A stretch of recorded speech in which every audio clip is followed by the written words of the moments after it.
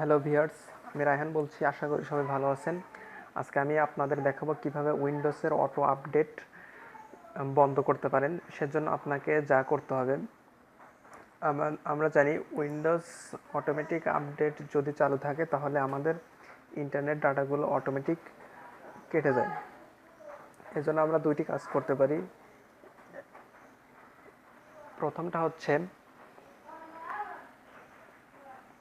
Advance option, আর দ্বিতীয়টা হচ্ছে services অর্থাৎ এক্সট্রা অ্যাডভান্স অপশন। এখান থেকে আমরা যেটা করব, আমাদের উইন্ডোজ সার্চ বক্স অর্থাৎ search the web and Windows, এই বক্সে আপনাকে লিখতে হবে উইন্ডোজ আপডেট সেটিং। দেন এই ধরনের একটা আইকন দেখাবেন উইন্ডোজ আপডেট সেটিং, এটার উপর ডাবল ক্লিক করতে হবে। দেন আপনাকে এ ধরনের বক্স আসবে, এখান থেকে সিলেক্ট করতে হবে অ্যাডভান্স অপশন, এটার উপর ডাবল ক্লিক দেই।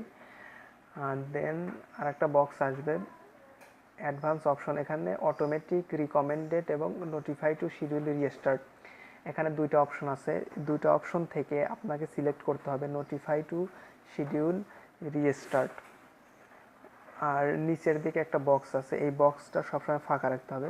Give me updates for other Microsoft product when I update Windows, এটা যদি চালু থাকে, এটা চালু থাকলে অটোমেটিক আপডেট নিতে পারেন, এজন্য এটাও ফাঁকা রাখতে হবে।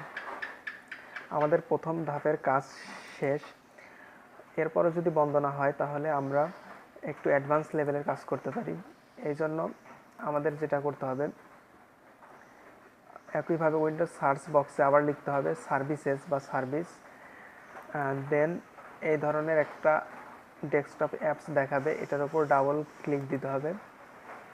ক্লিক দেওয়ার পরে এই ধরনের সিরিয়ালি অনেক অপশন আসবে, এখান থেকে আপনাকে বের করে নিতে হবে উইন্ডোজ আপডেট।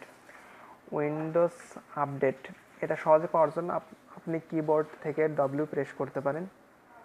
এরপরে উপরের দিকে এই অপশনটা খেয়াল করি, এখানে যদি স্টার্ট করা থাকে এখানে আমরা অফ করে দেব, স্টপ করে দেব, অথবা যদি এখানে এনেবল লেখা থাকে তাহলে আমরা ডিজেবল করে দেব।